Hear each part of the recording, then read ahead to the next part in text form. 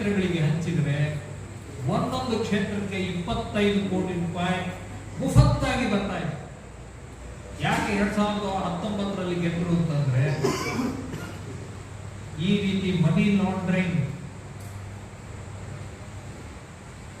ಭಾರತೀಯ ಜನತಾ ಪಕ್ಷ ಅಧಿಕೃತವಾಗಿ ಕಾನೂನನ್ನು ಬಳಸಿಕೊಂಡು ಮನಿ ಲಾಂಡ್ರಿಂಗ್ ಮಾಡಿ ಚುನಾವಣೆಯನ್ನು ಗೆದ್ದದ್ದು.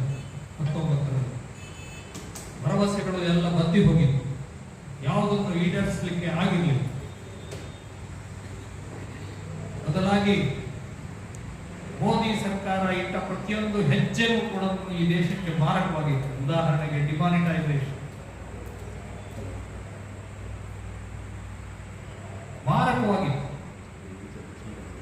ಆದರೆ ಆ ವೇಳೆಗೆ ಒಂದು ಒಳ್ಳೆಯ ಸಾಧನೆಯನ್ನು ಮೋದಿಯವರು ಮಾಡಿದ್ದೇನು ಅಂತಂದ್ರೆ,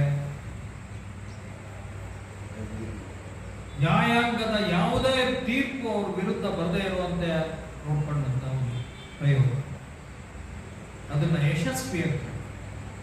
article 370 note judgment, electoral bond no stay, demonetisation no stay.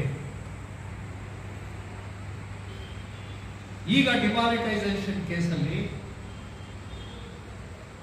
Supreme court ಹಾಗೆ ಮಾಡಿದ್ದು ಸರಿ ಅಂತ ಎತ್ತಿ ಹಿಡಿದಿದೆ. ಆದರೆ ಒಂದು ನ್ಯಾಯಮೂರ್ತಿ, ನಮ್ಮ ಕನ್ನಡಿಗರ ಹೆಮ್ಮೆಯ ಪುತ್ರಿಯಾದಂಥ ಶ್ರೀಮತಿ ಬಿ.ವಿ. ನಾಗರತ್ನರವರು ಅವರ ತೀರ್ಪಿನಲ್ಲಿ ಎಳೆ ಎಳೆಯಾಗಿ ಬಿಚ್ಚಿಟ್ಟಿದ್ದಾರೆ. ಹಾಗೆ